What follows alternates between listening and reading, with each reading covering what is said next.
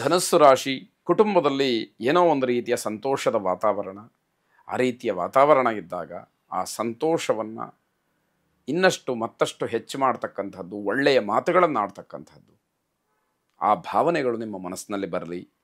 ಈ ದಿವಸ ಯಾವುದಾದ್ರೂ ದೊಡ್ಡ ಕಾರ್ಯಗಳನ್ನು, ಮಹತ್ತರವಾದಂತಹ ಕೆಲಸಗಳನ್ನು ಮಾಡಬೇಕು ಅಂತ ಹೇಳಿ ಸಂಕಲ್ಪವನ್ನು ಮಾಡಿ, ಆ ಸಂಕಲ್ಪವನ್ನು ಸಾಧಿಸಿ ಸಮಾಜದಲ್ಲಿ ಗೌರವಕ್ಕೆ ಪಾತ್ರರಾಗಿ ಆತ್ಮೋದ್ಧಾರವನ್ನು ಮಾಡಿಕೊಳ್ಳಿ. ನಿಮ್ಮ ಕುಟುಂಬವನ್ನು ಬೆಳೆಸಿ, ಸಮಾಜಕ್ಕೆ ಒಳ್ಳೆಯ ಸಂದೇಶವನ್ನು ಕೊಡಿ. ಯಾರು ನಿಮ್ಮನ್ನು ಹಿಂಬಾಲಿಸ್ತಾರೆ, ನಿಮ್ಮ ಮಾತನ್ನು, ನಿಮ್ಮ ಕೃತಿಯನ್ನು, ಕಾರ್ಯವನ್ನು ಒಪ್ಪಿಕೊಳ್ತಾರೆ ಅಂಥವ್ರನ್ನ ಪ್ರೋತ್ಸಾಹ ಮಾಡಿ, ಅವರಿಗೆ ಮಾರ್ಗದರ್ಶನ ಮಾಡಿ, ಕೈಲಾದಷ್ಟು ಅವರಿಗೆ ಸಹಾಯವನ್ನೂ ಕೂಡ ಮಾಡಿ. ಮಧ್ಯಾಹ್ನ 3:30ರಿಂದ 6 ಗಂಟೆಯವರೆಗೆ ಸರಿಯಾದಂತಹ ಸಮಯ, ಒಳ್ಳೆಯ ಸಮಯ. ಆ ಸಮಯದಲ್ಲಿ ಏನಾದರೂ ಒಂದಷ್ಟು ಒಳ್ಳೆಯ ಕಾರ್ಯಗಳನ್ನು ಮಾಡಿ ಅಂತಕ್ಕಂಥದ್ದು, ಇಲ್ಲ ಒಳ್ಳೆಯ ಭದ್ರವಾದಂತಹ ಸಂಕಲ್ಪಗಳನ್ನು ಮಾಡಿ ಭವಿಷ್ಯತ್ತಿಗೆ, ಯುವ ಪೀಳಿಗೆಗೆ, ಸಮಾಜಕ್ಕೆ ಒಂದು ರೀತಿಯಲ್ಲಿ ಅಭ್ಯುದಯಕ್ಕೆ ಕಾರಣವಾದಂತಹ ಸಂಕಲ್ಪಗಳನ್ನು ಮಾಡಿ ಅದನ್ನು ಪ್ರಚಾರ ಮಾಡಿ ಅಂತಕ್ಕಂಥದ್ದು. ನಿಮ್ಮ ನಡವಳಿಕೆಯನ್ನು ಸ್ವಲ್ಪ ಮಟ್ಟಿಗೆ ಬದಲಾಯಿಸ್ಕೊಳ್ಳಿ. ಆ ಸಣ್ಣತನ ಅಂತಕ್ಕಂಥದ್ದು ಬೇಡ, ಬಹಳ ದೊಡ್ಡದಾಗಿ ಆಲೋಚನೆಯನ್ನು ಮಾಡಿ ದೊಡ್ಡ ಫಲಗಳೇ ನಿಮಗೆ ಸಿಕ್ಕುವಂಥದ್ದಾಗತ್ತೆ. ಇದರಿಂದ ನಿಮಗೇ ಲಾಭ ಆಗ್ತಕ್ಕಂಥದ್ದಾಗತ್ತೆ. ಮನೆಯ ಹಿರಿಯರಿಗೆ ಆರೋಗ್ಯ ಸಮಸ್ಯೆ ಕಾಡಬಹುದು, ಆದರೆ ಅದು ನಿಮಗೆ ಯಾವುದೇ ರೀತಿಯ ಆತಂಕವನ್ನು ಉಂಟು ಮಾಡದೇ ಇರತಕ್ಕಂಥದ್ದಾಗತ್ತೆ. ಅಮೃತ ಮೃತ್ಯುಂಜಯನನ್ನು ವಿಶೇಷವಾಗಿ ಪ್ರಾರ್ಥನೆ ಮಾಡಿ, ಅವೆಲ್ಲವೂ ಕೂಡ ತನ್ನಿಂದ ತಾನೇ ಉಪಶಮನವಾಗ್ತಕ್ಕಂತಹ ಸೂಚನೆ ಬರುತ್ತೆ. ಶುಭವಾಗಿ. ಮಕರ ರಾಶಿ, ನಿಮ್ಮ ಸ್ನೇಹಿತರ ಮುಂದೆ ಅಥವಾ ಬಂಧುಗಳ ಮುಂದೆ ನಿಮ್ಮ ಐಶ್ವರ್ಯವನ್ನು, ನಿಮ್ಮ ಉದ್ಯೋಗವನ್ನು, ಕುಟುಂಬದ ಸದಸ್ಯರನ್ನು, ಮಕ್ಕಳನ್ನು ಯಾವುದನ್ನೂ ಕೂಡ ಹೊಗಳ್ತಕ್ಕಂಥದ್ದು, ತೋರ್ಪಡಿಸ್ತಕ್ಕಂಥದ್ದು, ಮುನ್ನೆಲೆಗೆ ತರ್ತಕ್ಕಂಥದ್ದು ಯಾವುದೂ ಕೂಡ ಬೇಡ. ಜನದ ಕೆಟ್ಟ ದೃಷ್ಟಿಗೆ ಏನು ಬೇಕಾದರೂ ಕೂಡ ಅನಾಹುತಗಳು ಆಗಬಹುದು ಅಂತಕ್ಕಂಥದ್ದು, ಬೇರೆಯವರ ದೃಷ್ಟಿ ನಿಮಗೆ ತಗಲಬಹುದು. ಇದನ್ನು ಜಾಗ್ರತೆಯಿಂದ ಗಮನಿಸ್ಕೊಳ್ಳಿ. ದೊಡ್ಡ ಪ್ರಮಾಣದ ಖರ್ಚು ನಿಮಗೆ ಎದುರಾಗಬಹುದು, ಅದನ್ನು ಕೂಡ ಗಮನಿಸಬೇಕು. ಎರಡೆರಡು ದೊಡ್ಡ ದೊಡ್ಡ ಕೆಲಸಗಳನ್ನು ಒಂದೇ ಸಮಯದಲ್ಲಿ ನೀವು ನಿರ್ವಹಿಸುವಂತಹ ಒಂದು ಯೋಗ ಬರುತ್ತೆ.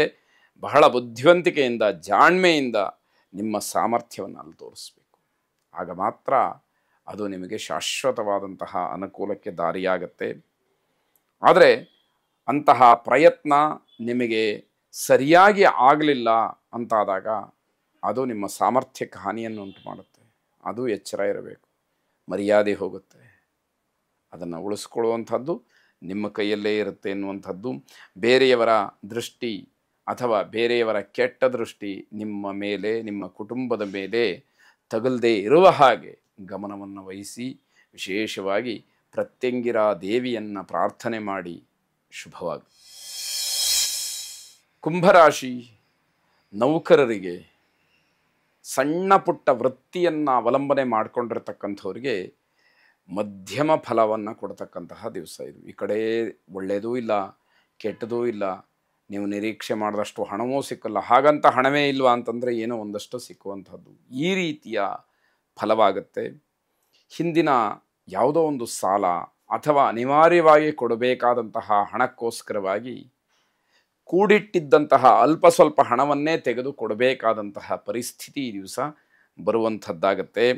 ವೃತ್ತಿಯನ್ನು ಬಹಳ ಗಂಭೀರವಾಗಿ ಪರಿಗಣಿಸಿದರೆ ನೀವು ಸಂಕಷ್ಟಕ್ಕೆ ಸಿಗಹಾಕ್ಕೊಳ್ತೀರಿ. ಅಯ್ಯೋ, ಕೆಲಸ ಇದೆ, ನಡ್ಕೊಂಡು ಹೋಗುತ್ತೆ ಅನ್ನುವಂತಹ ತಾತ್ಸಾರ ಅದು ಯಾವುದೋ ಒಂದು ಸಮಯದಲ್ಲಿ ನಿಮಗೆ ತೊಂದರೆಯನ್ನು ಮಾಡ್ತಕ್ಕಂಥದ್ದಾಗತ್ತೆ. ಸ್ನೇಹಿತರ ಸಹಾಯ ಸಿಕ್ಕುವುದಿಲ್ಲ, ಅದು ಬೇಸರವನ್ನು ಉಂಟು ಮಾಡುತ್ತೆ. ಪ್ರಮುಖವಾದಂತಹ ವ್ಯಕ್ತಿ ಹಾಗೆ ನೀವು ಬಿಂಬಿತರಾದರೂ ಕೂಡ ನಿಮ್ಮ ಕಷ್ಟಕ್ಕೆ ನೀವೇ ಆಗಬೇಕೇ ಹೊರತು ಯಾರೂ ನಿಮಗೆ ಸಹಾಯವನ್ನು ಮಾಡೋದಿಲ್ಲ, ಯಾರೂ ನಿಮ್ಮ ಜೊತೆಗೆ ಬರೋದಿಲ್ಲ, ಯಾರೂ ನಿಮ್ಮನ್ನು ಪ್ರೋತ್ಸಾಹ ಮಾಡೋದಿಲ್ಲ. ಜೊತೆಗೆ ಪ್ರಶಾಂತವಾದಂತಹ ವಾತಾವರಣದಲ್ಲಿ ಮನಸ್ಸಿಗೆ ಯಾವುದು ಸಮಾಧಾನವನ್ನು ಕೊಡುತ್ತೋ ಅಂತಹ ಶಾಸ್ತ್ರೀಯವಾದಂತಹ ಸಂಗೀತವನ್ನು ಕೇಳಿ ಮನಸ್ಸನ್ನು ನಿಮ್ಮ ಹಿಡಿತಕ್ಕೆ ತಂದುಕೊಳ್ಳಿ. ನಿಧಾನವಾಗಿ ಆಲೋಚನೆಯನ್ನು ಮಾಡಿ. ಎಲ್ಲ ಕಷ್ಟಕ್ಕೂ, ಎಲ್ಲ ಸವಾಲುಗಳಿಗೂ, ಎಲ್ಲ ಸಮಸ್ಯೆಗಳಿಗೂ ಕೂಡ ಪರಿಹಾರ ಸಿಕ್ಕುವಂಥದ್ದಾಗತ್ತೆ. ಸ್ವಲ್ಪ ಮಟ್ಟಿಗೆ ನಿಮಗೆ ನೆಮ್ಮದಿಯೂ ಕೂಡ ಸಿಕ್ಕುವಂಥದ್ದು. ಶಿರಡಿ ಸಾಯಿಬಾಬಾರನ್ನು ಮನಸಾರೆ ಪ್ರಾರ್ಥನೆ ಮಾಡಿ. ಶುಭವಾಗಲಿ. ಕೊನೆಯದಾಗಿ ಮೀನರಾಶಿ. ಮೀನರಾಶಿಯವರು ಇವತ್ತು ನೀವು ನಿರೀಕ್ಷೆ ಮಾಡಿದಂತಹ ಕೆಲವು ಕೆಲಸಗಳು ಬಹಳ ನಿಧಾನಗತಿಯನ್ನು ಪಡ್ಕೊಳ್ಳುತ್ತೆ. ನೀವು ಅಂದುಕೊಂಡಂತಹ ಸಮಯಕ್ಕೆ ನಿಮ್ಮ ಕೆಲಸಗಳಾಗೋದಿಲ್ಲ. ಸ್ವಭಾವತಃ ಬೇಜಾರಾಗುವಂಥದ್ದಿರುತ್ತೆ. ಅದನ್ನು ಗಮನಿಸಿ ಮುಂದುವರಿಬೇಕಾದಂಥದ್ದು. ಮಧ್ಯಾಹ್ನದ ನಂತರದಲ್ಲಿ ತಾಳ್ಮೆಯನ್ನು ಕಳ್ಕೊಳ್ತಕ್ಕಂಥದ್ದು, ಸಿಟ್ಟಿನ ಕೈಗೆ ಬುದ್ಧಿಯನ್ನು ಕೊಡ್ತಕ್ಕಂತಹ ಕೆಲಸವಾಗುತ್ತೆ. ಅದು ಒಂದಷ್ಟು ಅನರ್ಥಕ್ಕೆ ಕಾರಣವಾಗ್ತಕ್ಕಂಥದ್ದಿದೆ. ತುಂಬ ಎಚ್ಚರಿಕೆಯನ್ನು ವಹಿಸಬೇಕಾಗತ್ತೆ. ಆ ಸಿಟ್ಟಿನಿಂದ ಬರ್ತಕ್ಕಂತಹ ಮಾತುಗಳು, ಆಕೃತಿ ಅದೆಲ್ಲವೂ ಕೂಡ ನಿಮಗೆ ವಿರುದ್ಧವಾದಂತಹ ರೀತಿಯಲ್ಲೇ ನಡೆದು ಹೋಗುವಂಥದ್ದಾಗಬಹುದು. ಆಪ್ತ ಸ್ನೇಹಿತರು, ಬಂಧುಗಳ ಜೊತೆಯಲ್ಲಿ ಕಾಲವನ್ನು ಕಳೆಯುವಾಗ ವ್ಯಾವಹಾರಿಕ ದೃಷ್ಟಿಯಿಂದ ವ್ಯವಹಾರದ ವಿಚಾರ ಬಂದಾಗ ಘರ್ಷಣೆಯಾಗತ್ತೆ, ಜಗಳವಾಗತ್ತೆ. ಅದು ಮನಸ್ತಾಪಕ್ಕೆ ಕಾರಣವಾಗ್ತಕ್ಕಂಥದ್ದಾಗುತ್ತೆ.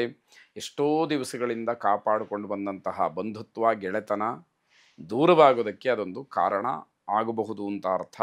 ಸಂದರ್ಭ ಚೆನ್ನಾಗಿರೋದಿಲ್ಲ. ತುಂಬ ಎಚ್ಚರಿಕೆಯನ್ನು ವಹಿಸಿ. ಬೇರೆಯವರ ತಪ್ಪನ್ನು ಯಾವುದೇ ಕಾರಣಕ್ಕೂ ಕೂಡ ನೀವು ಎತ್ತಿ ತೋರಿಸ್ತಕ್ಕಂತಹ ಕೆಲಸಗಳ ಬೇಡ.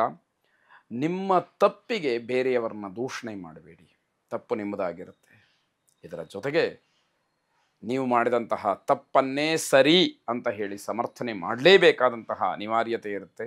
ಆದರೆ ಯಾರೂ ಕೂಡ ಅದನ್ನು ನಂಬೋ ಸ್ಥಿತಿನಲ್ಲಿ ಇರುವುದಿಲ್ಲ ಅನ್ನೋದನ್ನು ಅರ್ಥ ಮಾಡಿಕೊಳ್ಬೇಕು. ಪರಮೇಶ್ವರನನ್ನು ವಿಶೇಷವಾಗಿ ಪ್ರಾರ್ಥನೆ ಮಾಡಿ, ಆ ಈಶ್ವರ ನಿಮಗಿರತಕ್ಕಂತಹ ಎಲ್ಲ ಕಷ್ಟ ನಷ್ಟಗಳನ್ನು ದೂರ ಮಾಡಲಿ. ಶುಭವಾಗಲಿ.